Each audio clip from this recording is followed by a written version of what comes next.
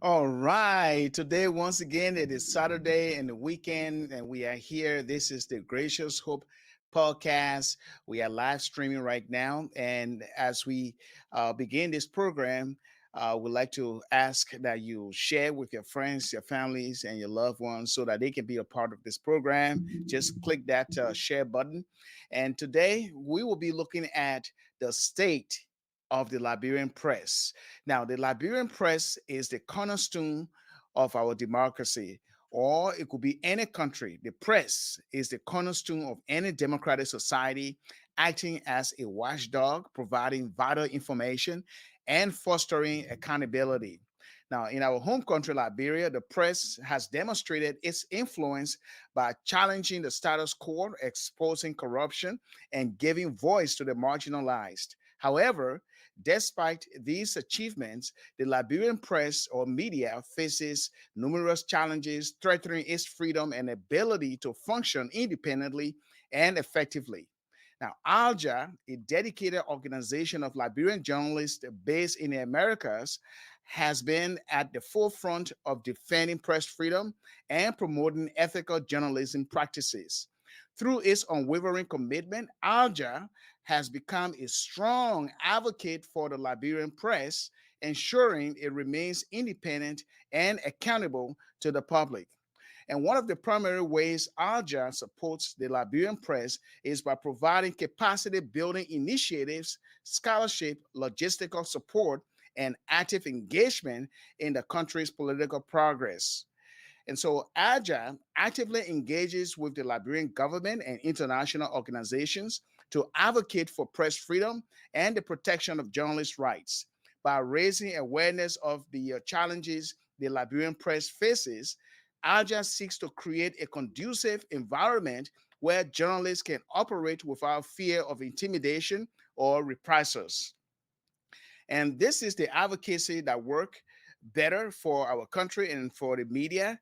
And it is this advocacy which is working now, and it has been worked on and promoted. So this advocacy work is vital in establishing Liberia's open and transparent society. Now, ALJA's president, Mr. Pewee Baysah, is our guest today. We will be discussing his recent trip in the country and some of the interactions and goals to empower the Liberian press to report objectively, ethically, and with integrity, which is crucial for maintaining public trust. And so then he's our guest today, President Baysah, will be discussing that. But before then, we will be right back. Don't go away. Like I said, share this link with your friends, your families, and your loved ones so they can be a part of this podcast today. And this is the Gracious Hope Live podcast. We are live streaming right now. So please stay tuned and we will be right back.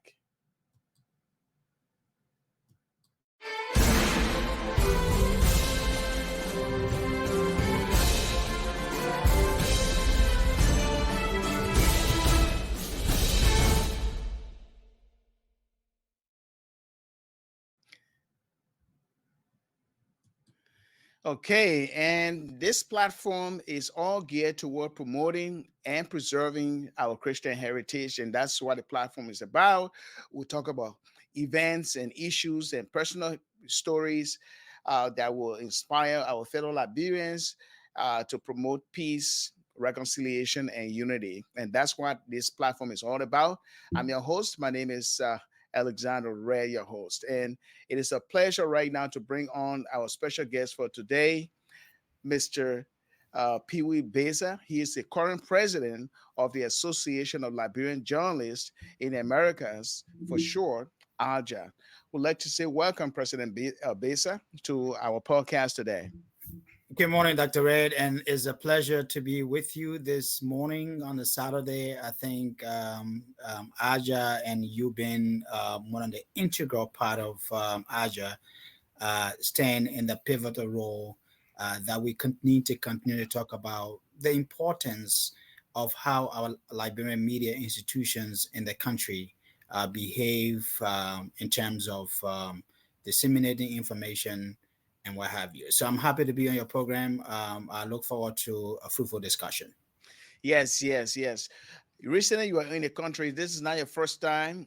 When you were the vice president of ALJA, you visited Liberia, and even when you momentarily stepped down, and you went to Liberia or you traveled there on behalf of the administration of Mr. Joe Mason, and you have been interacting with the Liberian media, um, scoping to see their needs and see areas in which you can help. Now you are now the president of ALJA, and your recent trip coincided with the national elections, from the presidential and legislative elections to the presidential election after was the second round, and you saw a whole lot, and you met a lot of Liberians from the cross section of Liberians, even the elections commissioner, David Brown, Lasana. Now, tell us, what is your feel so far looking at the media landscape of our country? Uh, what are some of the areas you believe that AJA needs to focus in order to help the media be strong in its advocacy and public awareness and public trust? Thank you, Mr. Ray. Again, AJA has been a great partner to the Liberian media, especially to the President of Liberia. It's unfortunate that our President of Liberia has continued to be in crisis. We've been at the point of mediation to ensure that that portion of our partnership continues as an organization.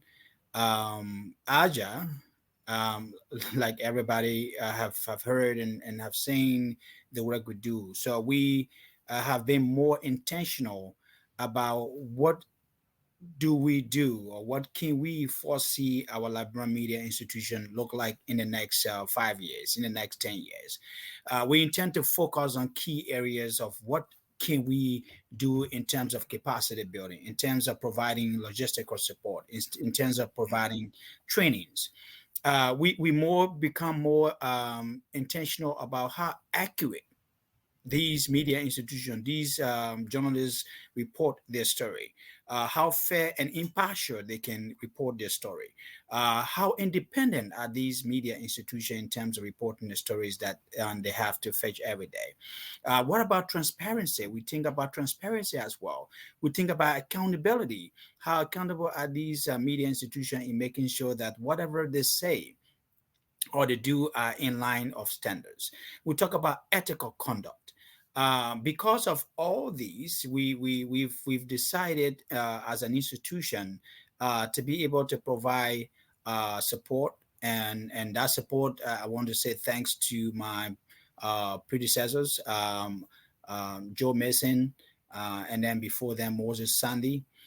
These people set the basis for which we can be able to step on today and reach out to the larger public of our Liberian media institution. We've been able to reach out to Liberia. It's not an easy task at this point.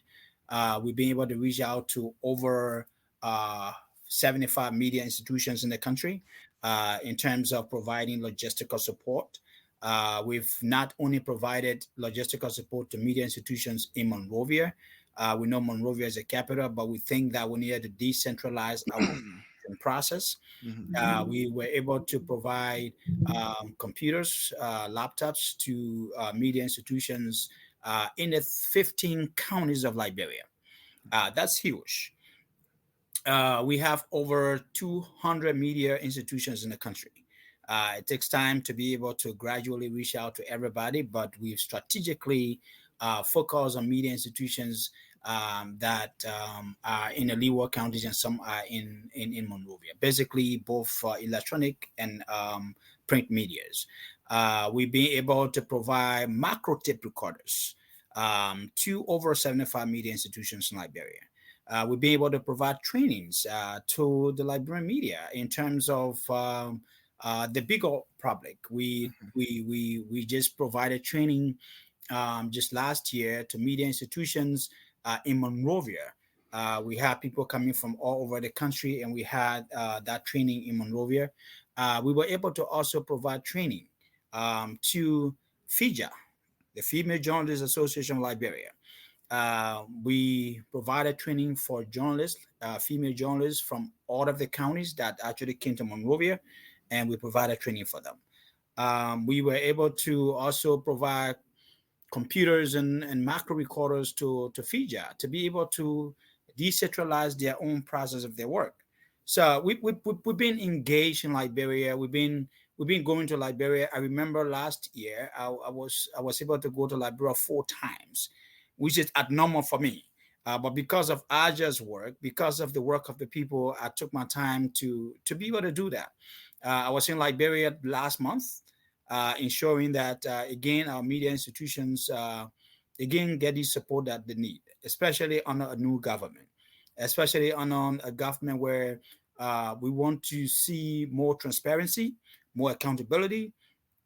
That as you report, in journalism they say when a tree falls in the forest where there's nobody and you're there, if you didn't carry the story, then there's no story. Mhm. If you are there and you carry the story that has to do with human interest, I think that's enough to have people informed. We've also been able in the United States to explore avenues to be able to reach out to media institutions as well. We are right now in the process of partnering with public radio, Minnesota Public Radio. We are in the process of partnering with the CCX television TV station here in Minnesota. We are in also working to ensure that we have exchange of journalists with those institutions. We have scholarship for Liberian media, Liberian journalists. Right now, we are waiting for just the process to begin. We've been offered one slot scholarship for a health reporter in Liberia. Mhm. So there are a lot on our plate at this point trying to work on it. We intend to come up with a newsletter in the next couple of weeks for ALJA that speaks to the importance of what ALJA work is, what the membership is, what we do to promote the interests of Liberian journalists and interests of us as journalists here in America. We committed in our inaugural speech that we need to provide accountability. That is provide quarterly report. We're actually working on that. That's going to be made available in the next couple of weeks as well. So there are a lot on the plate of the president and the members of the executive committee to ensure that what needs to happen for the organization is not just what Joe Mason had done, what Mr. Cindy. Sandy has done, but what can we do to continue to keep touch? When people are having track and field, they have the first group that take the touch and run across the realm, and the other person picks it up. So I think that is the zeal we find ourselves in at this point. I think Joe Mason has given us the touch, and we are here ready to move as quickly as possible to carry that touch. Yeah, and I'm so impressed by the engagements on your trip to our country, meeting various personalities in the media landscape and providing the logistical support like the tape recorders and the laptops. They are helpful, and the tape recorders, they are all helpful for the media to function effectively, given that technology is advancing every way. And so, if they have their friends in the United States who are supplying these things, I believe that that engagement is very healthy, and it promotes an atmosphere of friendship and that commonality of patriotism in a way. Now, from your own perspective, looking at the media landscape right now, even with the logistics and the promotion of objectivity, ethical standards, and practices, have you held any discussion about how each media institution should take care when it comes to salary, taking care of their employees, because that is one area where we see the potential for the weakness of the media. If you work as an individual reporter for a media institution and your pay is low, or you don't have to get receive paid on time, uh, it sets you up to be prone to bribery by politicians or for others on the outside to influence your media institution. How is ALJA working along with those media institutions to make sure that our employees are paid and they are well taken care of based on their skills? Dr. Red, since we took over office, it's been 4 months, and I've just outlined some of the things that Hmm. we've started doing. We hit the ground running, and that's one of the things that is on our radar. But before that, immediately we got inaugurated, we headed straight to Liberia on a plane to represent AJA, to serve as international observer in the past elections. We were able to be part of that observation mission in Liberia. We went to three counties. We're in Bon County, we're in Magibi County, we're in Maserati County. I headed a four-man delegation of international observer to Liberia, and it was fruitful. We saw things that we've never seen before, and it was just a point where AJA, this was first time in the history of AJA that we can serve as international observer and bring back to the body to say, yeah, we have begun to work in the interest of you and in the interest of the Liberian people. You mean Uh, observance of the election, right? As an yes, international yes, representative, okay, international monitoring the elections. Okay. monitoring elections. Okay. So What are uh, some of the things that ring some alarm in your head? a What are lot, a some of the lot, a things? lot, a lot, a lot. I mean, just going out there in Bond County. Again, voter education is one thing that needs to happen, and we did our recommendation to the National Elections Commission. Voter education is crucial. People need to know how to vote. You might think that Liberia has been voting since 100 plus years, but the process of voting, the education that is needed for voting, is not there. We recommended that there's a need for more voter education in the process of elections. Security aspect of how there's a security aspect of electoral, processes are done. We did recommend there's so much poor security process.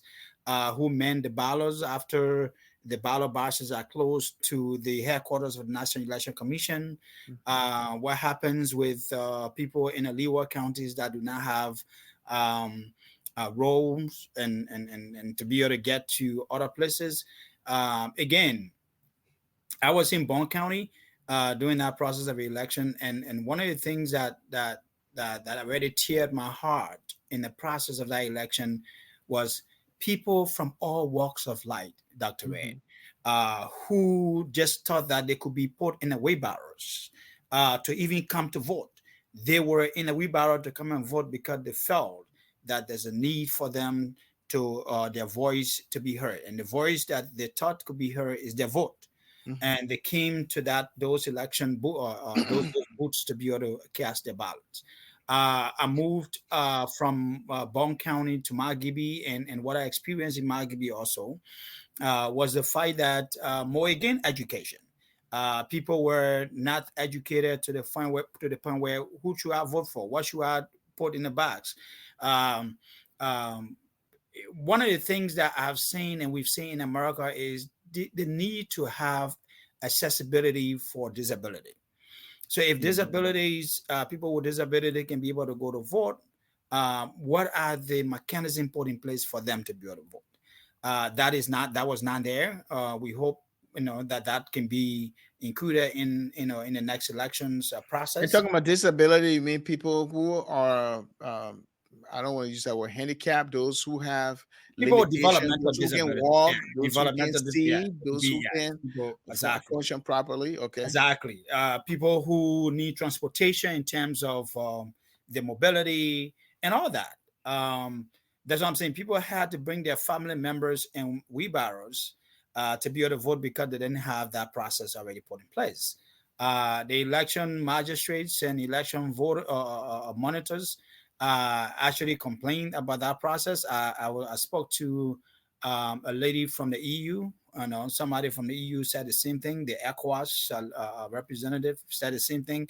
So I didn't just go saying I want to actually find out what is your view of this and what is your view of that. But the importance that got attached to that is people were out there to vote because they feel that their voice can be heard through their votes. Um, Maserati County became a really huge place to think about when it comes to the voting process. Mhm. Um, there are times where there are places where voting started on time. There are places where voting did not start on time. There are places where the Liberian National Police could not even handle the level of chaos that was taking place. So there are a lot of work that we recommended that need to be done. What Um, what's about the Liberian media? What were some of the things that you believe that would need to be done in order for them to be more effective? The Liberian press, the journalists. again, the provision of transportation by their media institutions, the empowerment of those people by their media institutions to be able to go out in the leeward counties. Liberia has 15 counties, Hmm. and 15 counties, over 1,005 to 2,000 districts. So you're talking about going to every hamlet, every polling centers. The electoral process put in place over 5,000 plus Mhm. polling centers.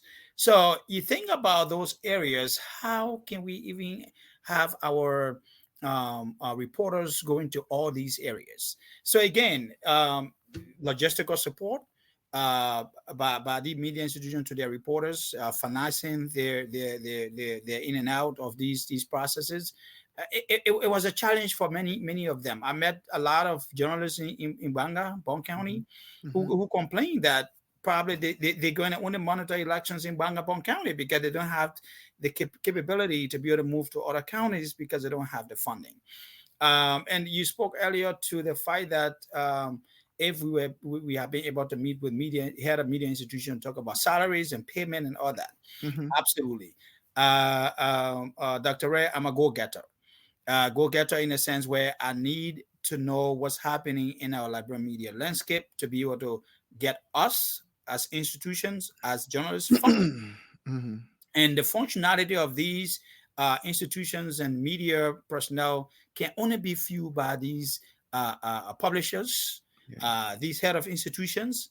And how do they go about that? Is to empower them. Yeah. So that empowerment process is why we were able to meet with the Reporters Association of Liberia. We're able to hear some of their plights. We're able to meet with the Publisher Association. We're able to hear some of their plights of where they are in terms of providing the support to their own reporters.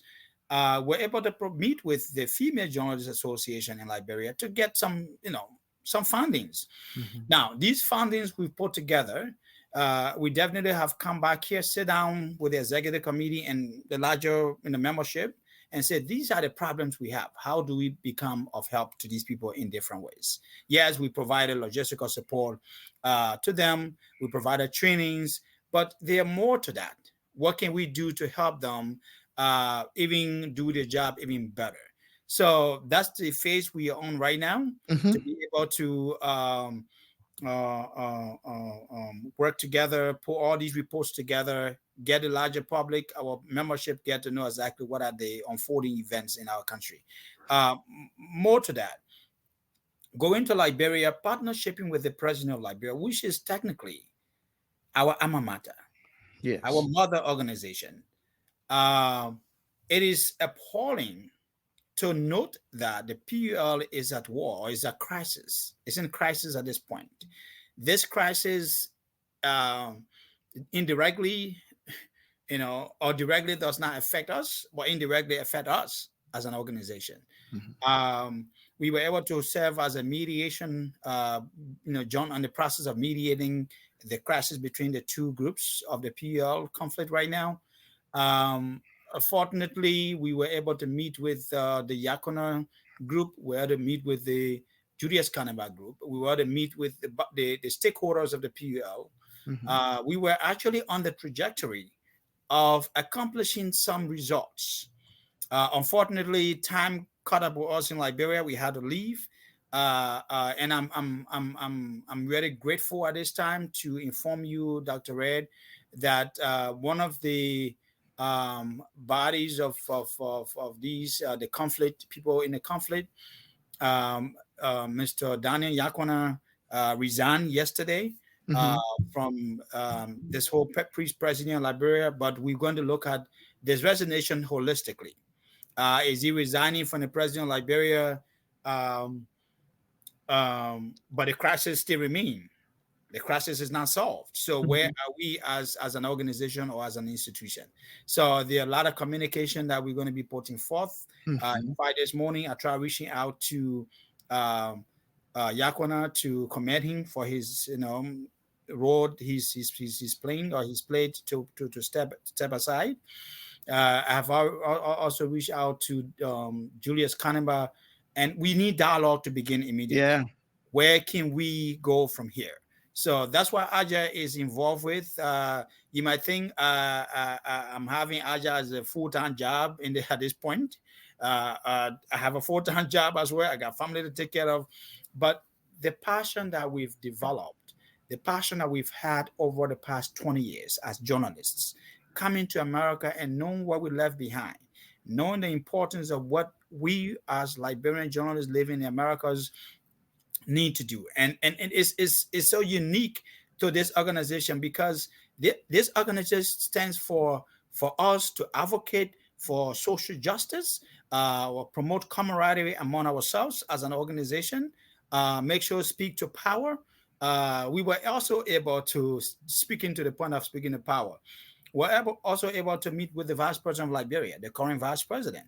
Yeah, uh, and we'll get to the political aspect of it shortly. But for our viewers just joining us, we'd like to say this is the Gracious Hope podcast. We are live streaming here, and we are here every Saturday to present interesting stories from our homeland, Liberia. And today, our special guest is President Pewee Baysah, and he has the Liberian journalists who reside in the United States, and the organization is ALJA, and he has been talking about some of the efforts on behalf of ALJA, his trip, recent trip last year, the latter part of last year to Liberia, making sure that ALJA served as an international observer of the national elections, and some other modalities that he has been working on with the media, Liberian media. And the goal, according to him, for ALJA is to engage both not just the Liberian press, but also the political process. And so this is what we're talking about here. So please share our link here with your friends, and take a break, and we'll be right back. Don't go away. We'll be right back.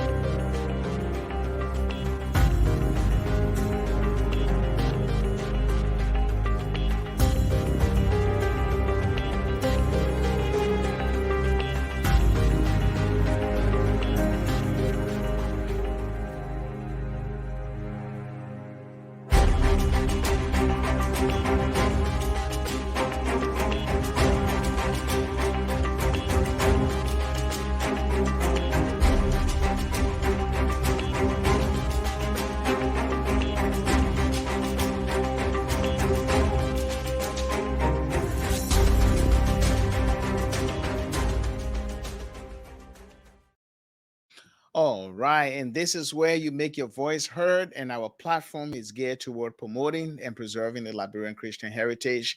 And this is where fellow Liberians come to share their stories, their experiences, and how we can make our country a vibrant nation for all people. Honor God.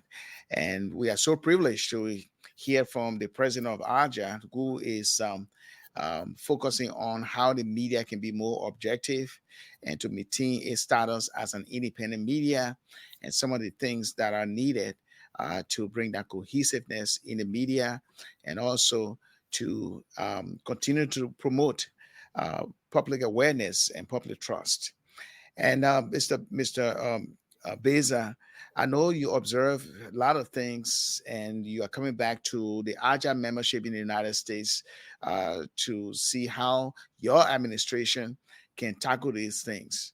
When you were elected as the president, you got on the ground and started running right away. You had an election coming. There's a whole lot. You felt overwhelmed, and it was a huge sacrifice to leave the United States, put a hold on your job here, state job, to go back in Liberia and work with the parties involved in many our country to work a better country. Now, looking at the media landscape, looking at the government, and looking at the populace, we expect the media or the Liberian press to create awareness and to be trusted. Um, what are some of the things that you believe that ALJA can do to have a clear distinction of the media independence and its influence from political maneuverings? Thank you, thank you. I think one of the things is empowerment, empowerment in different ways. Um, you know, that question speaks to my heart. Living here in America and watching and being part of what is going on in this country, it's important to look to have some reflections. The media institutions in the United States here, if a reporter goes to look for news, he's not after what we call your cateau in a Liberian terminology. He's not after what financial gain he gets from you because he wants his story. When he gets that story, whether it is a story that has to do with his mom, his pop, or his sister, as long as it has to do with something that has to do with ethical value, he would definitely report that story. Unlike in our country, Liberia, we are at the point where um, more need to be done. And while we were in Liberia, we had a great clarion call to the international community to provide support to Liberia. There's an organization called Internews. Internews is in Liberia that provide funding for the PUL and Liberian media institutions. Now, our point to the Publisher Association was that if these people are providing support to media institutions in the country, of course, now you need to provide support to your reporters. Mhm. If you provide support to your reporters, now what some of the things that happen when you provide support to the reporters, you become credible, you become independent, you become ethical in your judgment. Mhm. But when those things are not there, it's difficult because people go in the streets. Think about this, Dr. Ed. I spoke to a cross section of Liberian journalists, and it was appalling to get to know that a couple of them had spoken to me. They said, "Look, I make $150 a month, 150 US dollars a month cannot sustain my week livelihood here in America. It cannot sustain your week livelihood." Mhm. We know Liberia is a different country. People cost of living might think is less, but $150 a month. Do It's you not expect enough. that person to be accountable and ethical in their judgment when it comes to reporting? I would say no, because if that person goes to get a story and that story is a human interest story, and that person needs to pay their way to travel from Monrovia to Logatuo. Are they taking their $150 a month they pay out of that from their family and pay his way or her way to go to Logatuo and go get the news just because it's him story? No. So you see that our newspapers are polarized nowadays with political stories. Mm-hmm. They're basically political stories. You would never see a column in all newspaper or many newspaper that said health column. Or let's talk about the people's column. Or let's talk about events taking place in our hinterland. Let's talk about, I mean, you could name it. Or It's culture, not or there. yes. Or culture. It's not there because they don't have any support to do that. So how do we work together to ensure that? One of the things that we gonna do is basically we as an organization we are not capacitated to provide financial support to each of these media or journalists to be able to do their work. So we've continued to talk to the publishers or the owners of this media institution to say, look, if you are getting um, your reporters out there and they're doing their best for you, you need to capacitate them. Again, there's other caveat to that. One of the owners of media institutions said to me, he said, Baysah, I understand. That's a very good point you've raised to us. But most of our contracts are based on government. We get advertisement, especially newspapers. We get advertisement in government from government. We get advertisement from private sector, some private sector organizations. So government has not paid us our money from our advertisement for the past 6 months. How do we pay our employees? Hmm. So it's so much of a problem in ensuring that our own media institutions are also, having problems as well. Hmm. You can't 100% blame them for the problem because of their reporters are not doing the right thing. It's basically because of how our country has been for the past 10, 15 years. Yes. How do we change that? It calls for a concerted effort. The government, the private sector, civil society organization, the media, we need a national conference that would talk about the role of each of these organizations in bettering our country. And if that is done, we need to sit down and talk about it. Now, Mhm. if you're not capable to pay 10 personnel or 10 journalists in an institution at least 500 and above, close that institution down. Or let's begin to think about merging institutions. Hmm. Merge institutions and get some money and be able to pay the people that bring in the stories that were out there. We went through the same thing. You and I work in Liberia. We went through the same thing. We were opportune today that we live in the United States. The problems still persist. Nothing has changed. Hmm. So my vision here as president of ALJA is to continue to talk to these media institution to see how we can do some mergers. And these mergers may actually just cause serious, you know, good payments for these journalists. But the implication for the merging of the media, we have to look at the fact that most of the media institutions in our country has its own interest, and they are established by someone either in politics or in one of the branches of government sponsoring that, and they have the agenda. So that merging, before it takes place, a lot of other factors will have to be looked into, which of course is a brilliant idea.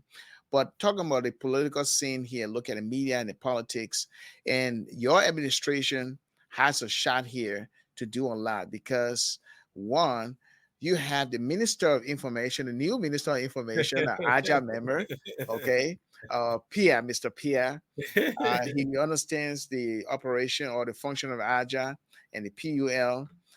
He has vast knowledge in not running the media, but working as a media personnel for the government.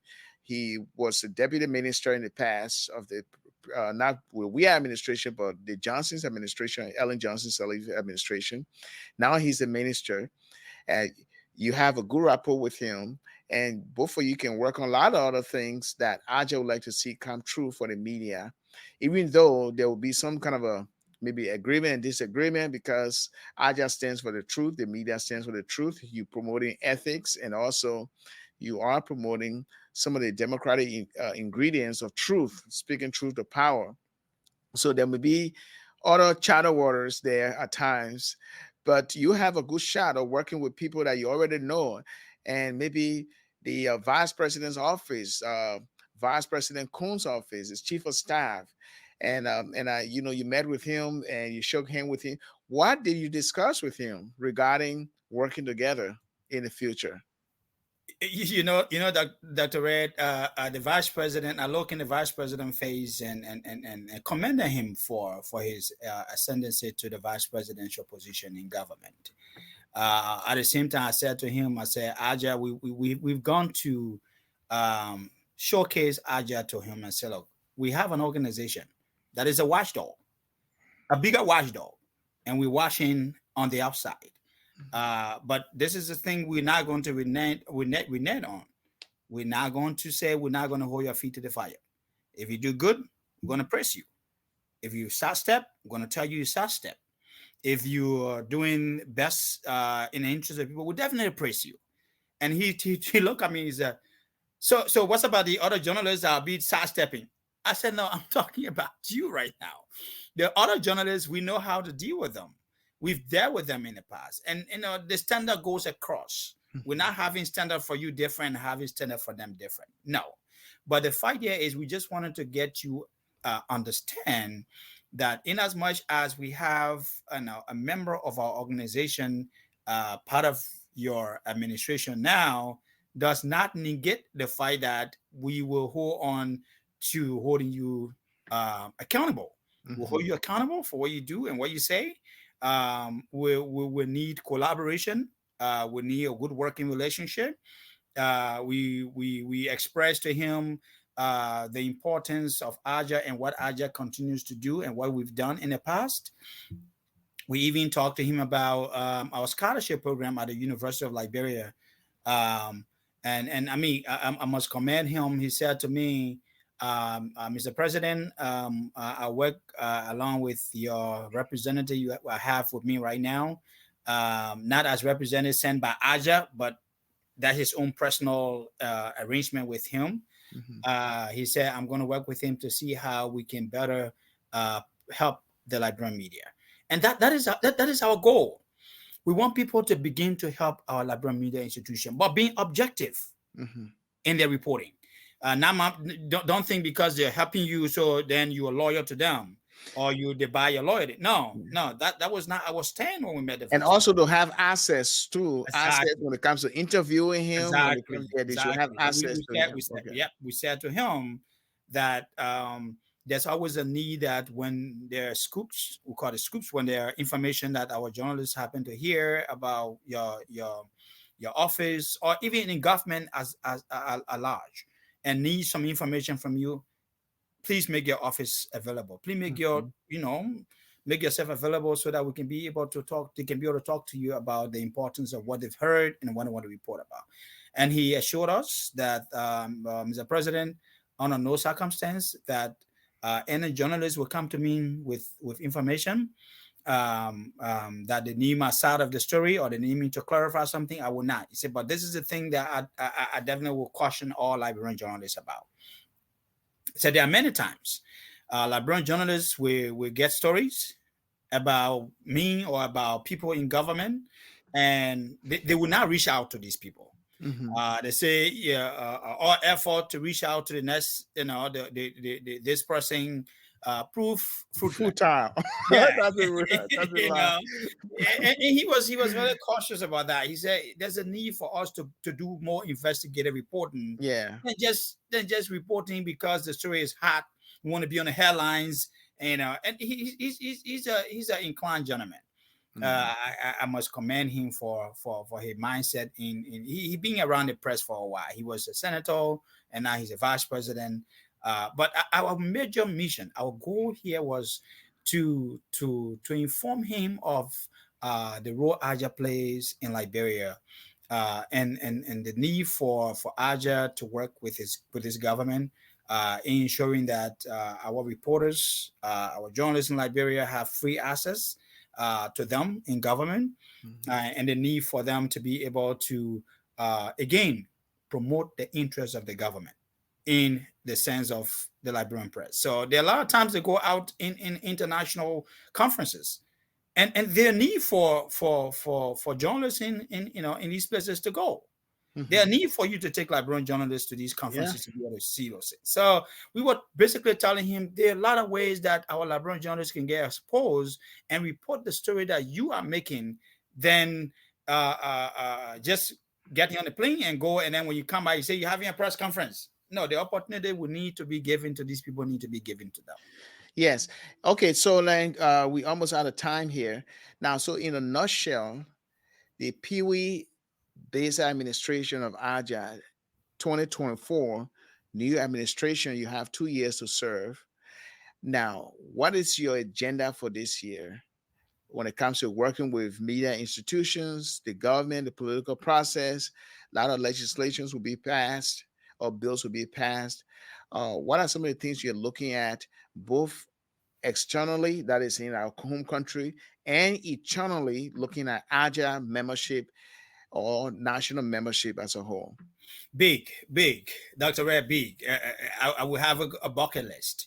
One of the things we intend to do immediately, like I said earlier, is to make sure to launch our newsletter, which might be coming on in just a week or two. We intend to make forth our campaign promises we made. We talk about accountability, reporting to our membership quarterly as to our financial standing. Excuse me. We also intend to continue our partnership negotiation with institutions here in America. I talk about the CCX TV, the public radio, the University of Minnesota. Hmm. Is one aspect of our goal this year to be able to continue our outreach to them to support us. Over the past couple of years, they've been supporting us. They've been providing us a lot of financial support. We intend to continue that. We intend to get more focus on how do we acquire scholarships for Liberian media, for Liberian journalists. We already have one, hopefully, that can come to fruition. We are looking elsewhere to see how we can find some funding for this You institution mean to be able to, scholarship for Liberian journalists to go to school in Liberia or for them to come for training in the United for States? them to come to training in the United United States. States, okay. Yeah, for them to come to training in the United States, and basically that would be a health reporter. Hmm. And that was the point I was making earlier on, that Hmm. if you have a human interest story, something happening in the health sector, if you have a column in the newspaper that talks about these specific things, it's beneficiary Hmm. to us here. We can be easily able to go out there and say that we have these institutions doing this and we need support for them. We also intend to collaborate with the government of Liberia in showing that there are more improvement Hmm. with the relationship between the Liberian journalists and government. We intend to continue our conversation with the President of Liberia, the need for us to begin to work together as an organization. We intend to decentralize, again, our outreach in terms of training. Hmm. Most of the trainings we've had in Liberia, we're being basically in Monrovia. When can we say we're having a workshop in Bangabong County? Where can we say we're having a workshop in Bombing, Grand Kitmont County? If we intend to, and if this does not happen, Dr. Red, if this does not happen in my next term and I happen to win my second term, I would definitely tell you that we intend to have a convention of ALJA in Liberia that would bring together Liberian journalists here and Liberian Yeah. journalists in Liberia. So there are a lot of things that we're thinking about, but immediately we are thinking that we want to first provide these support to the Liberian media, either logistical or training, and ensuring that these media institutions can be able to help them pay their employees in a way that they be able to do their work. As much as the country is hard, things are difficult in the country, but we can collaborate, and that's what we are working towards in our administration. Well, that's good. It seems like it is an elaborate plan, and we all hope and pray that you receive all of the support from the national membership as you lay out your vision, so that everything can go well. And we all wish you the best. I know you've been around for a while now, and you have seen the ups and downs, knowing for yourself what are some of the things that we need to do as media personnel, and also joining efforts with our colleagues on the ground, and making sure that the entire membership of ALJA rally around you to put forward your agenda for this year. And I want to call off every member of ALJA to support this administration. And you know, I served as vice president for this organization a couple of years ago. Hmm. I serve as chairman of the media fund drive for this organization. I raise over thousands of dollars to be able to support our media fund drive at these conventions. I will expect that I will receive the same support my predecessors receive. There's a need for us to work together. ALJA is bigger than you and me. I put ALJA first in terms of whatever that happens with us here, because with ALJA, it's basically a unity we hold together. Yeah. When we hold together, we can move mountains. Yes. And in moving those mountains, and the Bible says, say, Dr. Ed, that when you have faith as a mustard seed, you can move anything, right? So that union, we know that ALJA is an organization of membership. Hmm. We want to encourage them to begin to think about how the meeting dues are paid. We want to make sure that they be able to do that before our convention in October, sometime this year.